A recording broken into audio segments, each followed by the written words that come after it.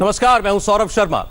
पहले नाथुला दर्रा और अब लद्दाख। पिछले एक महीने में चीन और भारत के बीच तनाव लगातार बढ़ रहा है। लद्दाख में पिछले 22 दिनों से भारत और चीन के सैनिक आमने सामने हैं और चीन लगातार अपने टेंट बढ़ा रहा है और लद्दाख की ओर ला रहा है। प्रधानमंत्री खुद हालात पर नजर रखे हुए हैं। इसी बीच आज दिल्ली में आर्मी कमांडर्स कॉन्फ्रेंस भी हुई। इस कॉन्फ्रेंस में नॉर्दर्न और ईस्टर्न कमांड के कमांडर्स ने अपनी अपनी रिपोर्ट सौंपी है। कमांडर्स कॉन्फ्रेंस में इस रिपोर्ट पर समीक्षा हो रही है। इस बीच भारत ने चीन के डिप्लोमेटिक घेराबंदी भी शुरू कर दी है। रक्षा मंत्री राजनाथ सिंह ने ऑस्ट्रेलिया के रक्षा मंत्री से बात की। भारत ने 3,488 किलोमीटर की एलएसी पर तैनाती मजबूत कर दी है। सवाल इस वक्त एक बार फिर डोकलाम के बाद उठ रहा है कि क्या भारत के साथ युद्ध चाहता है चीन, और ये क्यों कह रहे हैं आप ये देखिए। 2020 में पिछले 4 महीनों में 170 ऐसी वारदातें हुई हैं जहां पर झड़प पैदा करने की कोशिश चीन की तरफ से की गई, और इन 170 में से 130 बार यह कोशिश सिर्फ लद्दाख में चीनी सेना ने की है। इसके अलावा 2018 में पश्चिमी सेक्टर में ऐसी 285 घटनाएं हुई, पूर्वी सेक्टर में 89 और मध्य में 31 घटनाएं हो चुकी हैं। तो चीन अक्सर इस किस्म की हिमाकत करता है, लेकिन इस बार यह स्थिति पहले से ज्यादा बड़ी बताई जा रही है। स्थिति पहले से ज्यादा चिंताजनक बताई जा रही है। लद्दाख में 5,000 चीनी सैनिक भारतीय सीमा पर तैनात हैं। 22 दिन से ये सैनिक पीछे हटने को तैयार नहीं है। कोरोना की वजह से चीन पर दुनिया भर का दबाव है और चीन का मकसद कोरोना की मुसीबत से दुनिया का ध्यान हटाना है, और शायद यही वजह है कि उसने एक बार फिर भारत की सीमाओं पर तनाव पैदा करने की कोशिश की है। उकसाने वाली मनोवैज्ञानिक लड़ाई लड़ने की कोशिश चीन कर रहा है, ऐसा लगता है। नए ड्रोन हेलीकॉप्टर्स AR-500C को भारतीय सीमा पर तैनात किया गया है। इसके अलावा लद्दाख में 5,000 चीनी सैनिक भारतीय सीमा पर तैनात हैं। अब आपको बताते हैं कि भारत ने अपनी तरफ से क्या जवाब दिया है। भारत ने एलएसी पर अपने सैनिकों की तादाद बढ़ा दी है। भारतीय सैनिक वायुसेना के विमान और हेलीकॉप्टर्स की मदद से सरहद पहुंचे हैं और इस वक्त दोनों सेनाओं के जवान आमने सामने हैं। तो ये पूरी स्थिति आपके सामने कि इस वक्त लद्दाख में हो क्या रहा है। हर तनाव वाले जोन में भारत ने सेना की तैनाती बढ़ा दी है और यह स्पष्ट संदेश दे दिया गया है कि किसी भी कीमत पर इस बार भारत पीछे नहीं हटने जा रहा है, क्योंकि चीनी सैनिक वो भारत की सीमा में घुसने की, दाखिल होने की कोशिश कर रहे हैं। तो ये LAC की स्थिति है इस वक्त, जिसे हम लाइन ऑफ एक्चुअल कंट्रोल कहते हैं। सारा झगड़ा दरअसल ये शुरू हुआ है LAC पर अपनी ओर भारत की इंफ्रास्ट्रक्चर निर्माण की गतिविधियों की वजह से। पूर्वी लद्दाख में चीन से जारी तनातनी पर मोदी सरकार के 2 मंत्रियों ने बड़ा बयान दिया। कानून मंत्री रविशंकर प्रसाद ने चीन को सीधी चेतावनी देते हुए कहा कि नरेंद्र मोदी के भारत को कोई आंख नहीं दिखा सकता।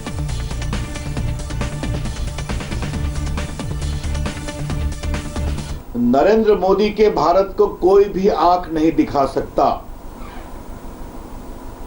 फिर कहूंगा, नरेंद्र मोदी जी के भारत को कोई आंख नहीं दिखा सकता। 1962 जैसे हालात अब नहीं रहे।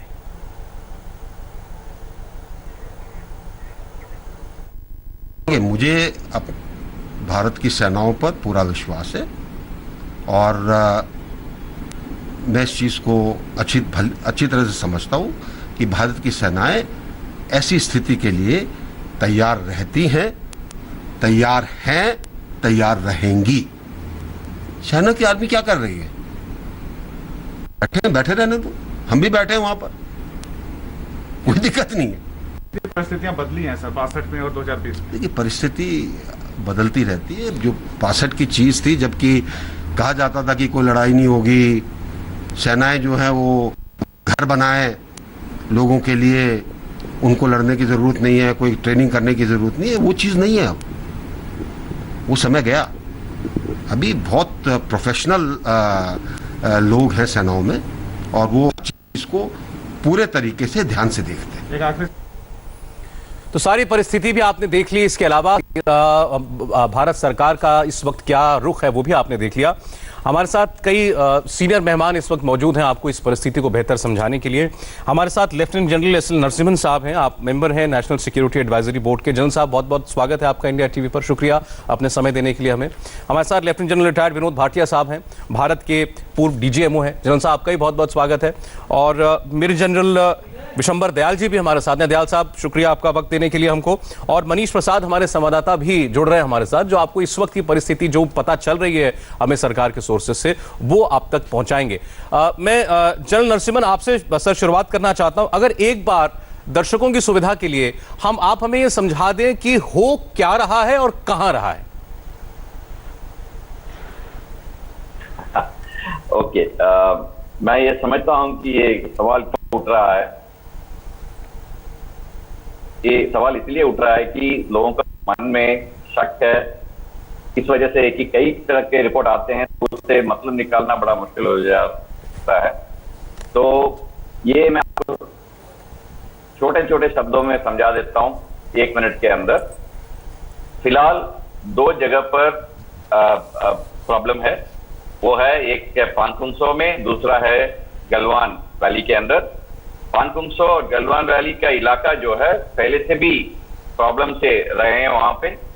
अगर आप अपना याददाश्त 2013 के ऊपर ले चलें तो डीबीओ के अंदर जो पेशाब हुआ था, उसके अलावा पानकुंसो के अंदर 2017 में 2017 में जब डोकलम हो रहा था उस समय पे भी उधर कोई इस प्रकार का विवाद उठा था। तो ये दोनों जगह जो है पहले से ही कुछ ना कुछ इधर हरकत हो रखा है।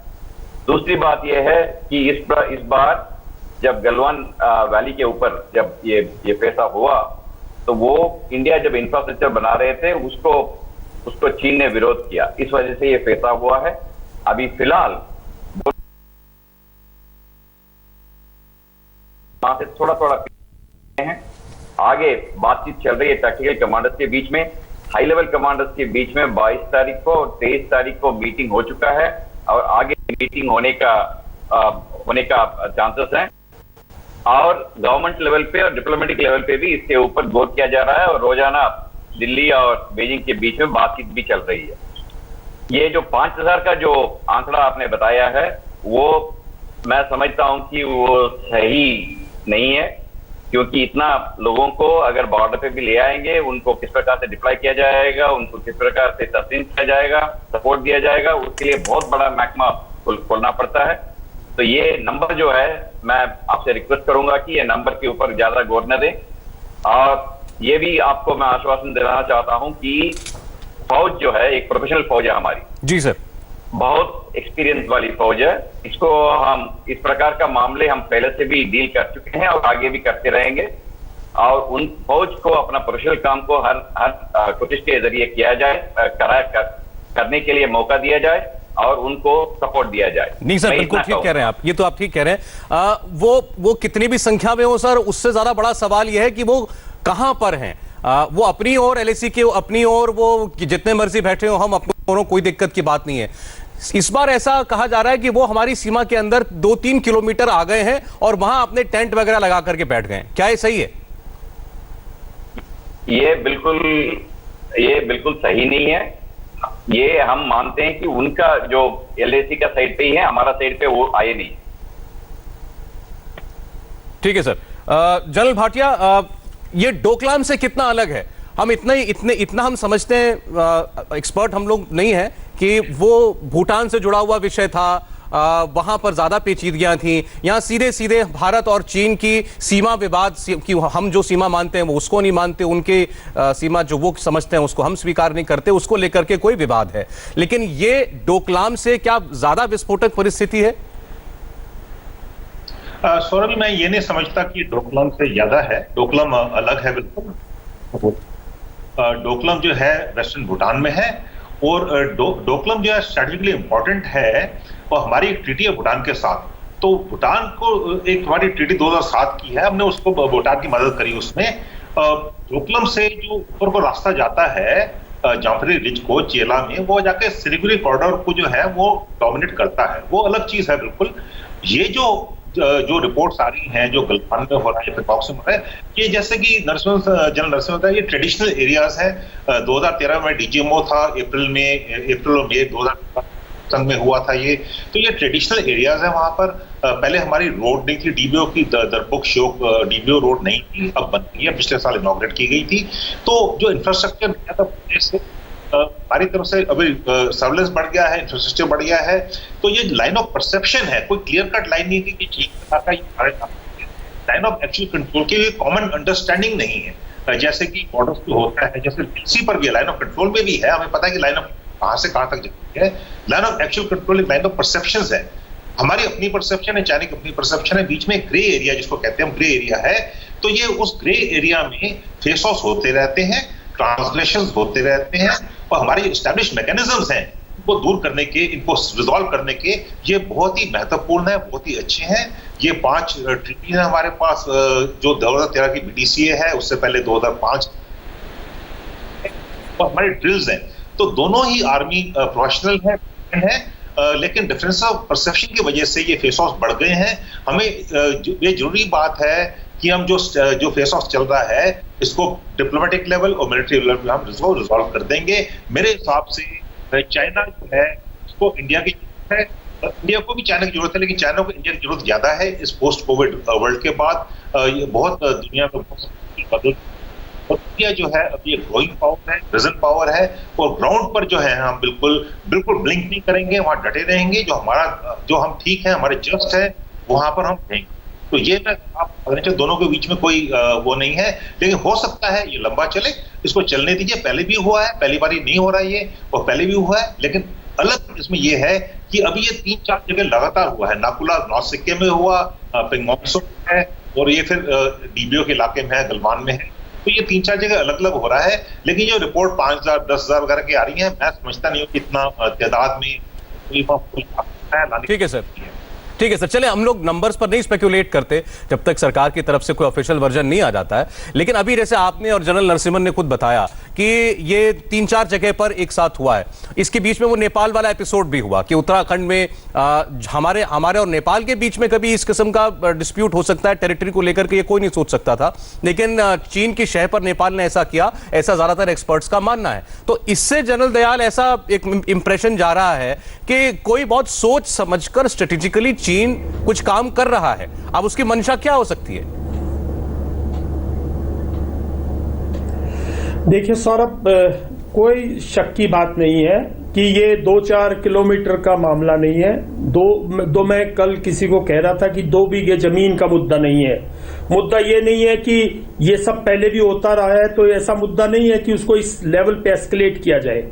तो मैं समझता हूं ये पूरा का पूरा जो चाइनीज जो स्ट्रेटजी है वो किसी और मुद्दे की तरफ पॉइंट आउट करती है, और शायद इस टाइम पर चाइना भारत को ये एक प्रेशराइजिंग इन लोकल अफेयर्स में कहूंगा, भूटान पे भी प्रेशर रहा, नेपाल पे प्रेशर है, पाकिस्तान ऑलरेडी उसके साथ है।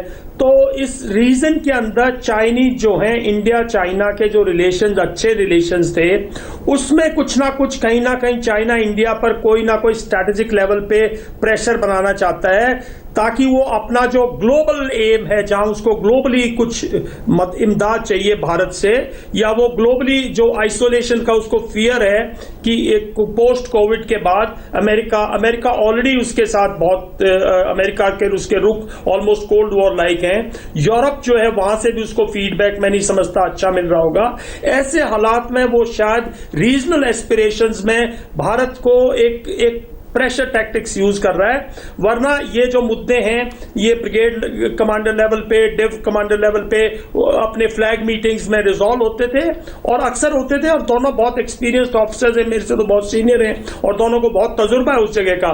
ये मुद्दा अगर नेशनल इंटरनेशनल लेवल पे लाया गया है, इसको इतना हाईलाइट किया गया है और इसको इस लेवल पे ला दिया है, तो इसके पीछे चाइना की एक गहरी चाल है। और वो चाल क्या हो सकती है? मेरे हिसाब से मुझे लगता है कि जो WHO का जो हमारे पास इस टाइम पे जो हमारे हेल्थ मिनिस्टर WHO के जो प्रेसिडेंट नॉमिनेट हुए हैं, मैं समझता हूं कुछ WHO की इन्वेस्टिगेशंस हैं जो चाइना को इम्प्लीकेट कर सकती हैं कि कोरोना वायरस ही नहीं, बट कि it could be A virus which they were using for किसी और गलत उसके लिए इस्तेमाल करने की वो। तो ऐसे कुछ मुद्दे हैं, ग्लोबल ट्रेड वॉर होगी, तो इस सब में भारत को शायद चाइना उस लेवल पे ले जाना चाहता है जहां प्राइम मिनिस्टर लेवल पे या टॉप लेवल पे कुछ कंसेशंस इंडिया करे, कुछ कंसेशंस वो करे। भारत से झगड़ा मोल लेकर के चीन अपनी कोरोना के काल में उसको जितनी तोहमत मिली है, जितनी बदनामी मिली है, उससे उस पीछा छुड़ा लेगा, ये समझ में नहीं आता। मनीष से एक अपडेट लेंगे, उससे पहले जनरल नरसिम्हन कुछ कहना चाह रहे थे। सर अपनी बात कहिएगा आप। और एक मेरा सवाल बहुत लेमन सवाल है, आज के माहौल में दुनिया कोरोना से लड़ रही है, चीन भारत से झगड़ा मोल लेके क्या हासिल करेगा? इसे अंग्रेजी में कहते हैं picking up a fight. Why is China picking up a fight with India? दो चीजें मैं बताना चाहता हूँ। एक तो ये WHO का जो मामला है ना, इसको थोड़ा इसको एनालाइज करके देखना चाहिए। सिर्फ आप देखिए, हम शुरू से ही हमने ये नहीं मान रहे थे कि इसको नाम दिया जाए कि ये चाइना वायरस है या वुहान वायरस है, वो हमने नहीं दिया।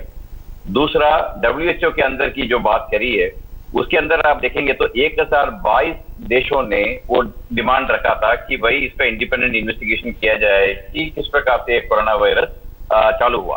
तो इस वजह से आप देखेंगे तो ये भारत की कोविड की रवैया से या किसी और रवैया से ये हुआ नहीं। पहली बात ये है। दूसरा, अगर एक रिपोर्ट आई थी ग्लोबल टाइम्स से 18 तारीख या 19 तारीख को चीन से, उसके अलावा अगर आप देखेंगे तो चीन का या तो मीडिया में या फिर सोशल मीडिया के अंदर कोई इस प्रकार का ये इस मामले को आगे बढ़ाने का और गहरा करने का कोई हमने देखा नहीं अभी तक। तो ये जो चीन का जो चाल जो है, वो मैं इन चीजों में नहीं मानता हूं। ये अलग है, चीन का चाल होगा तो वो बाद में होगा, जो भी होगा वो हम देखेंगे। इन चीजों के अंदर वो चीन का जो गहरी चाल जो बोला जा रहा है, वो नहीं नजर आ रहा। तो आप इसको केवल एक लोकल अफेयर मानते हैं जो वक्त वक्त पर होता आया है कि हम भाई ये इतना इलाका हमारा है, इतना इलाका तुम्हारा है? ये दो चीज बताना चाहूंगा इसके ऊपर। पहला चीज ये है कि ये जैसे मैंने पहले बताया, ये दोनों जगह जो है, यहां पहले इस प्रकार के इंसिडेंट्स होते रहे। पहली बात तो ये है। दूसरी बात ये है कि ये इनका जो आपस का जो डिस्टेंस है, वो ये जाहिर करता है कि ये शायद इतना लोकल लेवल पर ना, थोड़ा सा हायर लेवल पे इसका कोऑर्डिनेशन कर रहे होंगे, लेकिन ये पूरा चाल के हिसाब से कर रहे होंगे, ये मैं नहीं मानता। ठीक है सर, ठीक है। आप मतलब इसके पीछे कोई बड़ा प्लान, कोई बड़ी साजिश जो है चीन की, वो आपको नहीं दिख रही है। ठीक है, एक अपडेट हम मनीष से ले लें। मनीष, आज आर्मी कमांडर्स कॉन्फ्रेंस भी चल रही है, वैसे ये रेगुलर फीचर है, लेकिन जाहिर है कि इस माहौल में जरूर ये तो लोग सोचेंगे कि ये मुद्दा उठेगा ही उठेगा उसमें।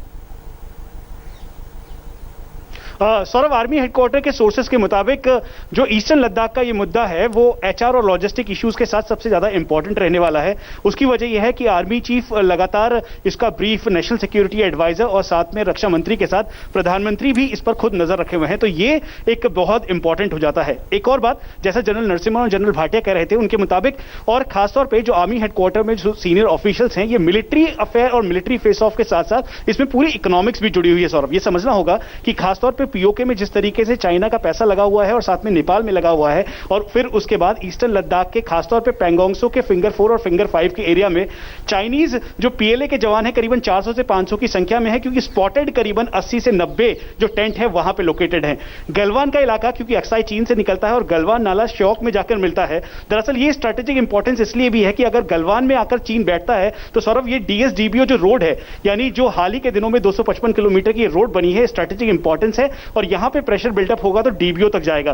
तो इसीलिए ये पेट्रोल पॉइंट 14, 15 और पेट्रोल पॉइंट 17 बहुत इंपॉर्टेंट है। और यहां पर जो इस समय हमारे सीनियर ऑफिशियल से बात हुई, उनका ये कहना है कि संख्या में बिल्कुल ना जाए जैसा जनरल नरसिम्हन कह रहे हैं, लेकिन तादाद उतनी कम नहीं है जितनी आकी जा रही है। इसीलिए भारतीय सेना की 3 ब्रिगेड और साथ में एक्स्ट्रा डिप्लॉयमेंट किया गया है और ये एक प्लस पॉइंट है कि भारतीय सेना का डिप्लॉयमेंट ऑलरेडी वहां पर काफी इंक्रीज हुआ है सौरभ। और चूंकि खुद इस बात को अगर रिजॉल्व करना है डोकलाम से जैसा नहीं है, क्योंकि गलवान का जो एरिया है वो दरअसल अक्साई चीन से जरूर निकलता है, जिसको होम मिनिस्टर अमित शाह कहते आए हैं कि भारत का हिस्सा है और वो चीन ने कब्जा कर रखा है। तो आप समझ लीजिए कि इसके लिए बेहद निर्णायक ये तौर पर इस समय भारत कहीं से भी पीछे हटने वाला नहीं है और मिलिट्री जो फेस ऑफ है उसको देखते हुए एक्स्ट्रा डिप्लॉयमेंट किया गया है। रक्षा मंत्री के जो सोर्सेज हैं, साथ में जो मंत्रालय के सोर्सेज हैं, उनके मुताबिक ये बात साफ तौर पर निकल के आई कि कहीं से भी बैकफुट पे नहीं आए। इसको रिजॉल्व करने के लिए जो अलग अलग चैनल है वो देखा जा रहा है। अब आप समझ लीजिए कि चीन क्यों बौखलाया हुआ है। चीन दरअसल इसलिए भी बौखलाया हुआ है क्योंकि इकोनॉमिक ब्लॉकेट का खतरा उसे बहुत ज्यादा है।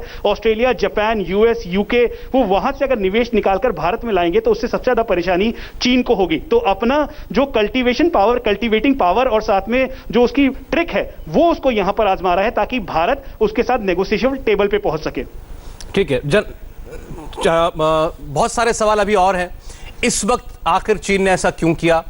क्या वाकई में ये इस वक्त जो परिस्थिति एलएसी के ऊपर बनी हुई है वो पिछले दिनों जो कुछ होता आया उससे कोई बहुत अलग नहीं है, उससे बढ़ा चढ़ाकर देखने की कोशिश नहीं करनी चाहिए, या वाकई इस बार मामला पहले से ज्यादा संगीन और गंभीर है? चीन के साथ जारी गतिरोध पर इस वक्त क्या परिस्थिति है जमीन पर, यह हम आपको बता रहे हैं, और साथ ही इसके पीछे क्या मंशा हो सकती है चीन की और स्थिति कितनी गंभीर है। सारे मेहमान हमारे साथ हैं, lieutenant general retired S L Narasimhan साहब, lieutenant general retired Vinod Bhatia ji, major general Vishambar Dayal साहब हमारे साथ हैं, और मनीष प्रसाद हमारे संवाददाता। जनरल भाटिया, अगर ये वाकई एक लोकल मामला है, स्कर्मिश है जैसी पहले होती आई है, तो फिर ऐसा क्यों है कि हमारे यहाँ पर प्रधानमंत्री इन्वॉल्व हैं, वो ब्रीफ ले रहे हैं लगातार इस पर, रक्षा मंत्री लगातार मीटिंग्स कर रहे हैं, नेशनल सिक्योरिटी एडवाइजर इन्वॉल्व हैं, दूसरी ओर चीन के राष्ट्रपति शी जिनपिंग वो अपनी फौज को कह रहे हैं किसी भी स्थिति के लिए तैयार रहो। देखिए, जब लोकल तो नहीं है ये, मैंने पहले भी बताया जैसे कि ये डेफिनेटली इसके स्ट्रेटेजिक सिग्नलिंग है थोड़ा सा, और ऑपरेशनल लेवल पर, ये टैक्टिकल लेवल पे नहीं है, क्योंकि ये एक जगह नहीं है, ये 3-4 जगह पर है। डाकोला में हुआ, पेंगोंगसो में हुआ बार बार, और यहाँ पर हुआ, तो ये थोड़ा लोकल से इसको ज्यादा माना जाएगा। लेकिन मैं ये मानने को तैयार हूँ कि इसमें जो स्ट्रेटेजिक सिग्नलिंग है थोड़ी सी वो जरूर है चाइना की तरफ से। ये जो है हमारे पास क्षमता है वहां पर खड़े होने की, काबिलियत है, कैपेबिलिटीज है हमारे पास, उसमें कुछ ज्यादा हमें ऐसा नहीं दिखना चाहिए कि जैसे कई रिपोर्ट्स आ रही हैं कि 10,000 लोग हैं, 5,000 हैं, चाइना लड़ाई की तैयारी कर रहा है। जो प्रेसिडेंट शी जिनपिंग ने बोला कि जाके तो ये बोलता है कि आप क्या, इसमें कोई चीज नहीं है। अगर देखा जाए तो 2019 में लगभग ये स्टेटमेंट 1300 बार बोली है, 1300 बार में 4 बार ही बोली है ये। जब चैनल बोलते हैं तो इसमें कोई नई चीज नहीं मैं देखता हूँ इसमें, लेकिन मैं जो नया देख रहा हूँ वो ये है कि जो कोरोना के बाद जो वर्ल्ड ऑर्डर है, ये इसमें बहुत सारी अनसर्टेनिटीज हैं, इसमें बहुत सारी चीजें हैं, इसमें जियो इकोनॉमिक्स है, जियो पॉलिटिक्स है, और चाइना इसको देख रहा है आगे से।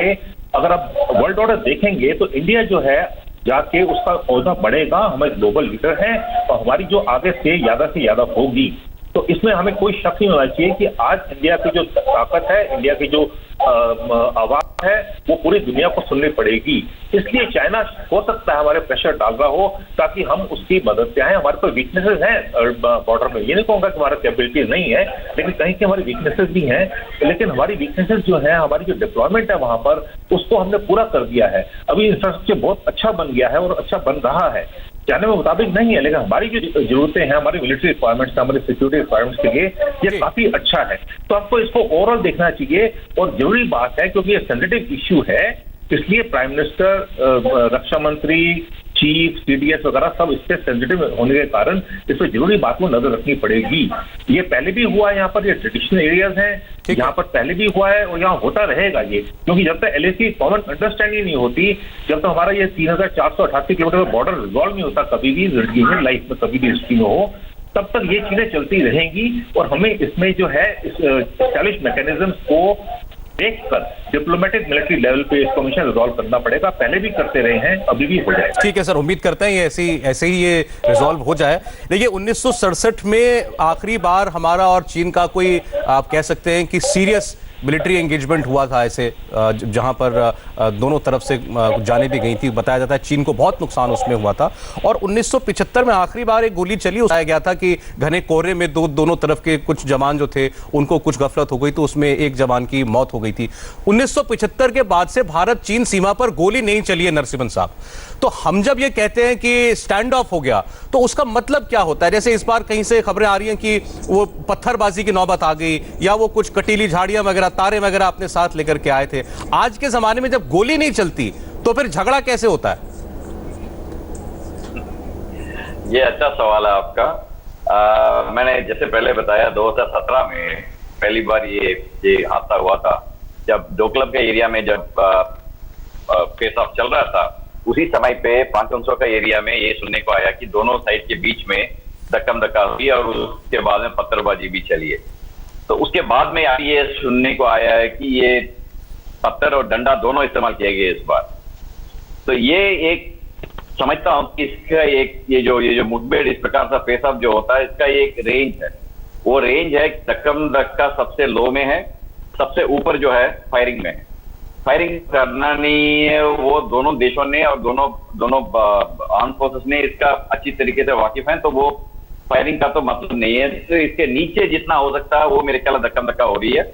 इससे ज्यादा इसके ऊपर सोचने का मैं अहमियत नहीं मानता हूं, लेकिन ये थोड़ा I would say it is little worrying because इस प्रकार का हादसा जो है नहीं होना चाहिए, लेकिन इस बार इस प्रकार के हुआ है, तो आपस में बातचीत करके इसको मेरे ख्याल से सुलझाया जाएगा। सर एक अपडेट है, मैं दे देता हूं आपको दर्शकों को भी, कि जो चीन के राजदूत हैं भारत में, उनका एक बयान अभी भी आया, वो आपको बता दें। उन्होंने कहा है कि we should never let differences overshadow our relations, we should resolve differences through communication. ये चाइनीज एम्बेसडर टू इंडिया हैं सुन वेडोंग। तो ये भी ये कह रहे हैं कि हमें जो हमारे विवाद हैं उनको अपने रिश्तों पर हावी नहीं होने देना चाहिए। ये हमारे मतभेदों का असर दोनों के रिश्तों पर ना पड़े, और जो मैकेनिज्म बने हुए हैं उनके जरिए ही हम इस विवाद को भी सुलझा सकते हैं। जनरल दयाल, मैकेनिज्म इस्तेमाल करके तो हमेशा विवाद सुलझते आए, ये बहुत अच्छी बात है। तो चीन हासिल क्या करता है हर बार ऐसा करके? डोकलाम में क्या हासिल कर लिया, पैंगोंग में आ गए, कभी गलवान में आ गए, कभी किसी और जगह चले गए। अब हर बार अगर आपको एक तनाव पैदा करना है और हासिल कुछ नहीं करना, इसके पीछे क्या मकसद है? देखिए सौरभ, मैं पहले भी कह रहा था और मैं फिर क्लेरिफाई करता हूं कि ये आम मुद्दा नहीं है। ये बिल्कुल आप इसको न्यूट्रल नेचुरल मुद्दा नहीं है। हर नेचुरल जो बॉर्डर वायलेशंस हैं उस पर इंडियन आर्मी के चीफ रश नहीं करते। तो ये मुद्दे में कुछ ना कुछ गहराई है, और चीन हमेशा जो स्ट्रेटेजिक एम्स है वो पब्लिक डोमेन में नहीं लाता, उसका पूरे का पूरा मुद्दा अपने स्ट्रेटेजिक एम्स को एक कोर्सिव टैक्टिक्स के थ्रू, जो कि वो बॉर्डर पे, बिकॉज इंडिया बहुत सेंसिटिव है अपने बॉर्डर इश्यूज पे, खासकर चाइना के साथ। और मैं बिल्कुल आपको एक बात अश्योर करता हूं कि चाइना को भी पता है कि भारतीय सेना बहुत हाईली ट्रेंड, मोटिवेटेड, और ग्राउंड पर अगर ऐसी नौबत आई तो चाइना को बहुत मुंह की खानी पड़ेगी। चाइना भी समझता है, लेकिन चाइना अपनी इकोनॉमिक पावर, अपनी यूएन पावर, मसल पावर, अपनी जो उसने इस इलाके में, दुनिया में जिस तरह से माहौल करता है पैदा, उसके तहत भारतीय सेंसिटिविटीज को हिट करता है। और हम लोग सेंसिटिव हैं। एक तरफ तो भारत कहता है हम बहुत मजबूत हैं, देखते नहीं हमारे वो एक मंत्री ने स्टेटमेंट दी कि ये मोदी जी का भारत है। बिल्कुल, भारत बहुत मजबूत है, ये किसी की नहीं सुनता इस मामले में। चाइना से हमने 1962 में जो हुआ, हमारे सैनिक बहुत बहादुरी से लड़े थे। हमने जरूर कुछ उस टाइम पे हमारा नुकसान हुआ है, लेकिन सैनिक और भारतीय सेना बहुत बहादुरी से लड़ी थी साहब। चाइना जानता है, मजबूरी सिर्फ इस बात की है कि हम लोग बहुत सेंसिटिव हैं और चाइना इसको एक्सप्लॉइट करता है, हमारी सेंसिटिविटीज को एक्सप्लॉइट करता है। पब्लिक प्रेशर आता है। आप देखो ना, पिछले 10 दिन से पूरा देश इस मुद्दे को डिस्कस कर रहा है, पूरी हमारा मीडियम डिस्कस कर रहा है। अगर पार्लियामेंट होती तो उसमें सवाल उठते। तो हमारी जो डेमोक्रेटिक सेंसिटिविटीज हैं, पाकिस्तान, चाइना उनको एक्सप्लॉइट करता है और उनके तहत अपने स्ट्रेटेजिक गोल अचीव करता है। और अगर नॉर्मल बात होती तो ये मुद्दा नॉर्मल लेवल पे खत्म हो जाता, प्राइम मिनिस्टर तक गया, एनएसए इन्वॉल्व है। तो चाइना कुछ ना कुछ अपना स्ट्रेटेजिक एम हासिल करता है।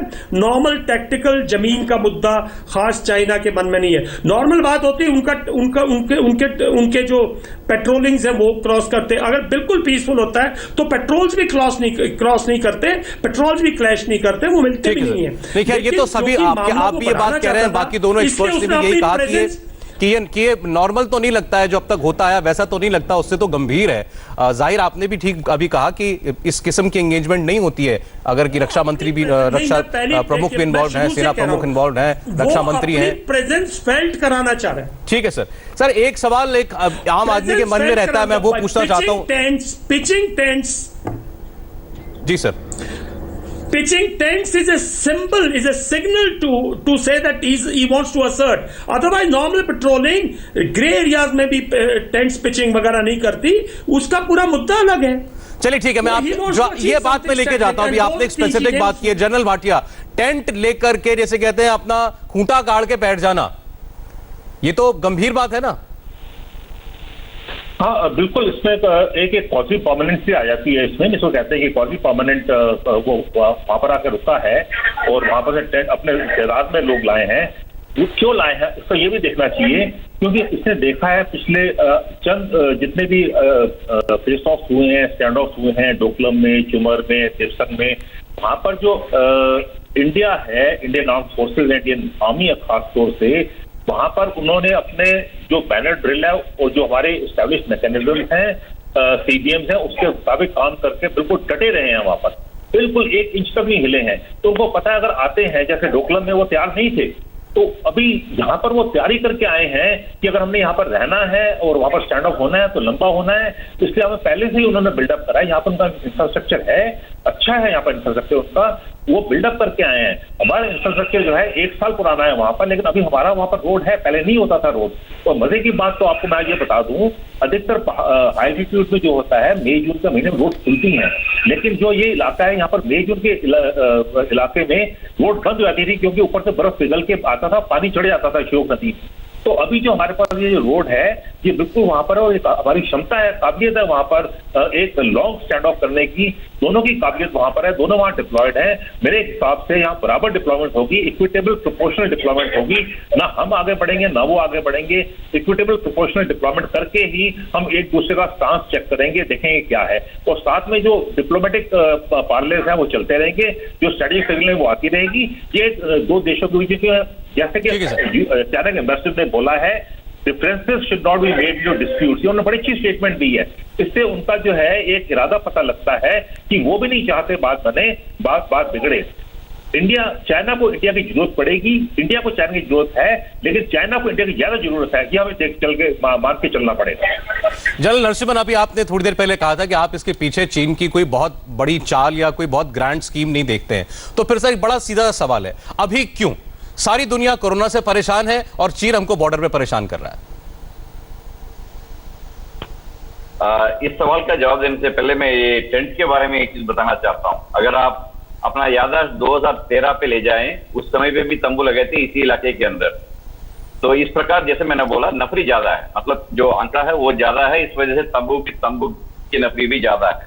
तो तंबू लगा के एक जगह पे बैठना कोई नई बात नहीं है, पहले भी होता आ रहा है. पहली बात तो ये.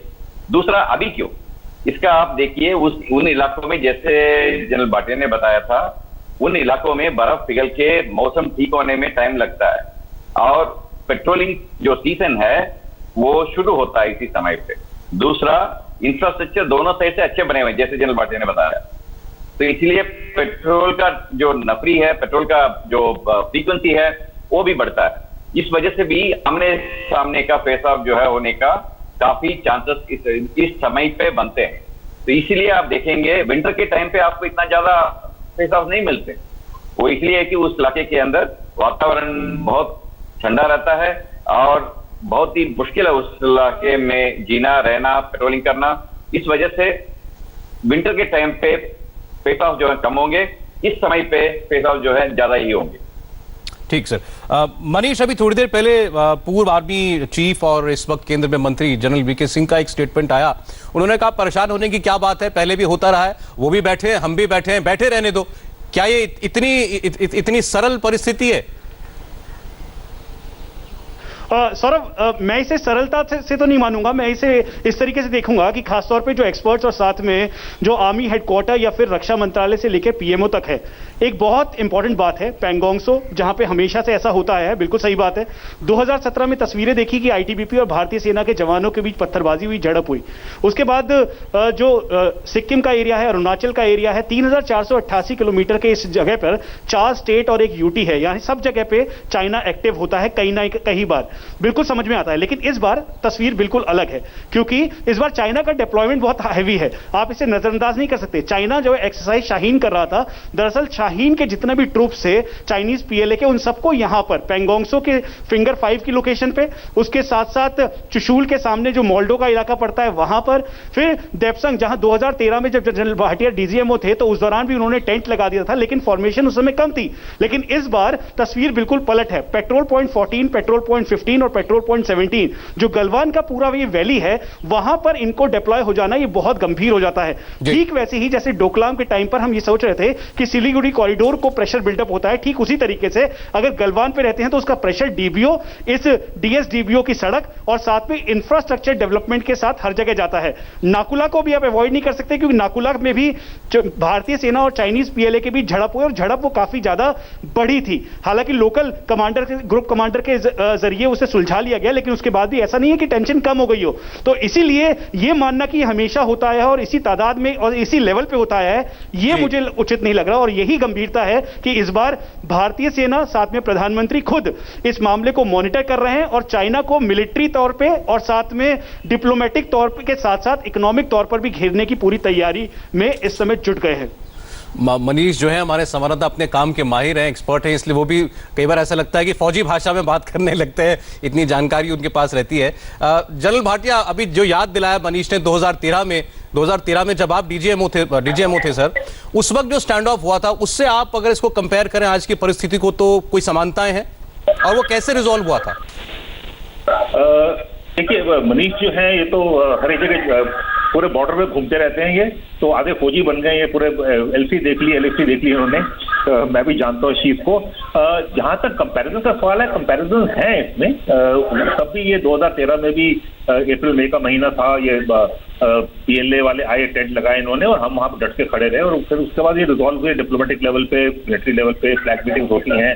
सांगूर में वहाँ बीपीएम और तो डीबीओ में है, वहाँ ब्रिगेड लेवल पे फ्लैग मीटिंग होंगी, आपस में बातचीत करेंगे। और ये हमारी एक 1996 की ट्रीटी है एलएसी मैनेजमेंट के ऊपर, उसमें आर्टिकल है, बड़ा क्लियर आर्टिकल है। और फिर 2013 की जो ट्रीटी है बॉर्डर डिफेंस कॉर्पोरेशन एग्रीमेंट, उसमें फिर नो टेलिंग भी लिखा हुआ है। और जितने डिफेंसेज हम एक दूसरे से मिलकर बातचीत करते हैं वहां पर नहीं होता, दिल्ली और बीजिंग के बीच में बातचीत होती है। तो हमारे एस्टैब्लिश मैकेनिज्म हैं इसको करने के लिए। लेकिन अभी जो है जैसे जैसे इंफ्रास्ट्रक्चर बढ़ेगा, सर्वेलेंस बढ़ेगा, मैं ये बताना चाहूंगा जो चाइना है उसने 3R में इन्वेस्ट किया, रोड, रिजर्व और रेडार। उसको रोड है उसके पास, उसका सर्वेलेंस अच्छा है, रिजर्व है, तो हर जगह पहुंच जाते थे। अभी हमारे भी जो है इंफ्रास्ट्रक्चर बढ़ गया है, हमारे रिजर्व बढ़ गए हैं। पहले हमारे पास 2013 में इस इलाके में फौज नहीं होती थी, अभी वहां पर काफी फौज है हमारे पास, उसकी तादाद काफी है अभी पहले से। तो हम अभी जो है जो क्षमता बढ़ गई है और इसलिए हम वहां पर डट के खड़े रहेंगे। और चाइना जो रिस्पेक्ट स्ट्रेंथ, और वहां पर मुझे पूरा भरोसा है, जैसे हमने पहले रिजॉल्व किया था उससे भी वैसे ही, जैसे डोकलाम रिजॉल्व किया, जैसे क्यूमर रिजॉल्व किया, वैसे ये भी रिजॉल्व हो जाएगा। इसमें जो डिफेंसेस हैं उसको डिस्प्यूट नहीं बनाना चाहिए, डिफेंस रखने चाहिए, आपस में बातचीत करके जो चैलेंज मैकेनिज्म हैं उसके जरिए रिजॉल्व करना चाहिए। लद्दाख में चीन के साथ बॉर्डर पर क्या तनाव चल रहा है, इसको लेकर के एक्सपर्ट्स आपको जानकारी दे रहे हैं। हमारे साथ एक और मेहमान जुड़े हैं, हमारे साथ हैं भारतीय सेना के पूर्व army commander lieutenant general retired BS Jaspal साहब। जनरल साहब, स्वागत है आपका इंडिया टीवी पर। सर, पहले आपसे जानना चाहते हैं आपका अपना असेसमेंट क्या है, सरल भाषा में अगर आप बता पाएं, आपके हिसाब से LAC पर जो हो रहा है वो कितनी बड़ी वारदात है और कितनी गंभीर है? देखिए, ये इस टाइप के जो ट्रांसग्रेशन है वो पहले भी हर साल होते हैं और इस साल भी हुए हैं। लेकिन जो हालात होते थे पहले, जब ट्रांसग्रेशन होते थे, वो हालात अभी नहीं है। इस वक्त चाइना जो है एक आइसोलेटेड कंट्री हो गया है कोविड के कारण, जिसके कारण उसके ऊपर प्रेशर आ रहा है काफी सारा। और खास तौर से ये एक टाइप का जो US और चाइना के बीच में रिलेशन चल रहे हैं, वो चाहता है कि इंडिया इतना उसका साथ नहीं दे। ये एक टाइप इन US और चाइना, तो वो चाहता है कि इंडिया इसके अंदर शामिल ना हो। तो ये एक काइंड ऑफ अ मैसेज है और मसल फ्लेक्सिंग है। ये देखने में तो बिल्कुल सरल है, ऐसी कोई बात नहीं है, लेकिन मेरे ख्याल से इस बार इसका जो इफेक्ट है वो ज्यादा रहेगा। मुझे एक ही चीज का हमेशा कंसर्न रहता है कि दोबारा कहीं चीन उस टाइप का एक्शन न ले ले जिस प्रकार की उसने सुमद्रोंगचू को ऑक्यूपाई किया था। यहां पे अभी उन्होंने ट्रुप्स ले आए हैं कुछ 4-5 किलोमीटर हमारे एरिया के अंदर गलवान वैली में। तो अगर ये वहीं रुकते हैं तो सुमद्रोंगचू टाइप की कोई सिचुएशन हो सकती है। ये मैं आपको एक लाइन में बताना चाहूंगा कि इसका कोई मिलिट्री हल नहीं है। वहां हमारे ट्रुप्स हैं वो फेस ऑफ के लिए है ताकि आगे ना बढ़े वो। इसका जो हल है वो डिप्लोमेसी से होगा जी। जिस प्रकार डोकलम में हुआ था उसी तरह यहां पर भी डिप्लोमेसी के साथ ही जो है वो ये सेपरेशन, ये अपने इलाके वापस जाएंगे। 5 टॉक्स हो चुकी हैं लेकिन वो नहीं माने हैं। लेकिन हम जो है अपने पॉइंट ऑफ व्यू पे अड़े रहेंगे। और डोकलम में भी उन्होंने कहा था कि अगर आप बातचीत नहीं करोगे या विड्रॉ नहीं करोगे तो हम बातचीत नहीं करेंगे। हमने कहा नहीं, हम विड्रॉ नहीं करेंगे। अल्टीमेटली बातचीत के जरिए 73 डेज के बाद वो पीछे चले गए थे। तो मैं इस सिचुएशन को इस प्रकार से रीड करता हूं। ठीक है सर, ये एक मसल फ्लेक्सिंग उन्होंने किया है। आपने कहा चाहे आंख में आंख डालकर फौजें क्यों ना देख रही हो, लेकिन तब भी हल जो है वो डिप्लोमेटिक चैनल के जरिए होगा, बातचीत से होगा। जनरल नरसिम्हन साहब, सवाल ये है आपसे कि हम किसी भी तरीके से कंपेयर नहीं करना चाहते भारत और चीन का जो युद्ध पीछे हुआ 1962 में, तब से हम बहुत आगे बढ़ गए, वो बहुत आगे बढ़ गए। लेकिन तब भी एक आम आदमी के मन में यह सवाल हमेशा होता है कि जिस जगह पर आपकी सेनाएं आमने सामने हैं वहां पर कौन किस पर भारी है, वहां पर हमारी वहां पर स्ट्रेंथ है या नहीं है? ये मैं पहले भी ये शो के शुरू में भी मैंने ये बताया था आपको, अगर चीन की तरफ से अगर नर्सरी बढ़ाया गया जमीन पर, ये बिल्कुल सही होगा कि ये मान के चलें कि हमारा सैन्य भी उतना ही बढ़ाया। तो इसलिए इस बात को लेके कोई चिंतित होने की जरूरत नहीं है। जितना फौजें हमें चाहिए उस इलाके के अंदर उतना फौज हम तैयार करके खड़ा कर दें। तो ये जो है आमने सामने की जो बात है उससे कोई झिझकने की बात नहीं है। जैसे मैंने पहले बोला, हम अपना टेरिटोरियल इंटीग्रिटी और सॉवरेनिटी के ऊपर कोई आंच नहीं आने देंगे और उसी समय इस मामले को पीसफुल तरीके से सुलझाने के लिए भी कोशिश करेंगे। इस वक्त लद्दाख में एलएसी पर जो हालात हैं उसके बारे में सारे एक्सपर्ट्स से, सारे मेहमानों से बातचीत जारी है। जनरल दयाल, पॉलिटिक्स की बात नहीं है, लेकिन कल ये सवाल राहुल गांधी के सामने उनकी प्रेस कॉन्फ्रेंस में पूछा गया था और उन्होंने ये कहा कि अभी सरकार की तरफ से क्लैरिटी नहीं है और सरकार को इस पर स्पष्टीकरण देना चाहिए। आपको लगता है कि वहां के हालात के बारे में सरकार को अब देश को भरोसे में लेना चाहिए? देखिए, जैसे मैंने कहा, स्थिति ना सामान्य है और ना ऐसा है कि भाई चाइना और कि भारत का कोई युद्ध होने वाला है एकदम से। हाँ, चाइना ने एक नैरेटिव सेट किया है, पोस्चरिंग के जरिए एक मैसेजिंग दी है और मैं समझता हूं उसमें किसी हद तक चाइना सक्सेसफुल हो गया है। लेकिन अगर हम पूरा देश इसको बहुत ज्यादा सेंसिटिविटी दिखाएंगे तो इस पे भारत पर प्रेशर ही आने वाला है, डिप्लोमेटिक प्रेशर, क्योंकि चाइना कोई ना कोई स्ट्रेटेजिकली डिप्लोमेटिक कंसेशन चाहता है और जितना हम इसको विनम्रता से, जितना हम इसको इररेलेवेंस से अगर इस पूरी स्थिति को डील करेंगे और भारतीय सेना वहां मजबूत है उसको और मजबूत कीजिएगा, उसकी कैपेबिलिटी बढ़ाइएगा। वो उसको अगर 2-3 किलोमीटर, मुझे कोई डाउट नहीं अगर वो गलवान वैली में है भी तो लोकल लेवल पे उसको फोर्स कीजिएगा वापस जाने के लिए। और डिप्लोमेटिक कंसेशन ज्यादा चाइना को देने की आवश्यकता नहीं है, लेकिन अगर ऑपोजिशन प्रेशर डालेगी, देश प्रेशर डालेगा, मीडिया प्रेशर डालेगा, जो डेमोक्रेटिक सेंसिटिविटीज जिनकी मैं बात करता हूं, जिसको चाइना एक्सप्लॉइट करता है, पाकिस्तान एक्सप्लॉइट करता है, उन डेमोक्रेटिक सेंसिटिविटीज को, डेमोक्रेटिक जो हमारे उसकी अच्छाई के कुछ कमजोरियां भी हैं, उनको अगर आप दबा के रखेंगे, इसको पॉलिटिसाइज नहीं करेंगे लोकली, तो मैं समझता हूं चाइना विड्रॉ कर जाएगा थोड़े दिन में, क्योंकि चाइना भी लड़ाई लड़ने नहीं आया है। चाइना को पता है कि अगर लड़ाई होती है तो जमीनी हालात में कारगिल के बाद दुनिया की हर सेना भारतीय सैनिक से डरती है। ये मेरा खुद का तजुर्बा है। मैंने उस टाइम पे मॉस्को में दुनिया भर के डिप्लोमेटिक जो मिलिट्री अटैचीज है उनसे बात की है, और ऐसा अब किसी में हिम्मत नहीं है कि इस इलाके में हमसे लड़ाई ले सके। तो इसको मैं समझता हूं पॉलिटिकल पार्टीज को इस पे ज्यादा कमेंट्री नहीं करनी चाहिए। ठीक है सर, और हाई लेवल पे भी बहुत ज्यादा उछलना नहीं चाहिए। लेकिन आपकी बात ठीक है कि ये ऐसे विषय बहुत संजीदा और सेंसिटिव विषय होते हैं, करने दीजिएगा। लेकिन फिर भी सर देशवासियों को एक मालूमात तो होनी चाहिए कि हो क्या रहा है देश की सरहदों पर। एक आखिरी सवाल है सर, ये सवाल मेरे पास अभी पूछा किसी ने सोशल मीडिया पर, मैं जनरल जसवाल आपसे पूछना चाहता हूं। सवाल यह था कि जैसे कारगिल में हुआ, उस वक्त सर्दी के मौसम में बर्फ से ढकी पहाड़ियों पर चोरी छिपे पाकिस्तान ने अपने सैनिक भेज दिए। यहां पर वैसी परिस्थितियां तो नहीं थी, तो वो अगर इतनी भारी तादाद में अंदर आ गए तो कैसे आ गए? देखिए, आपको ये पता है कि गलवान वैली में चाइना के इलाके से एक सड़क आती है, और जो हमारी सुल्तान चुक्सू से होते हुए बुर्ज से लेके डीबीओ को जाती है, ये गलवान वैली उसके परपेंडिकुलर आती है। जहां पर चाइनीज की सड़क खत्म होती है, वहां से 25 किलोमीटर दूर हमारी ये रोड है जो कि दरबोक, सुल्तान चुक्सू, डीबीओ को जाती है। तो ये इस इलाके में अगर आए हैं तो वहां पे कई बार पता नहीं चलता है, क्योंकि हर इंच के ऊपर हमारे ट्रुप्स वहां डिप्लॉयड नहीं है।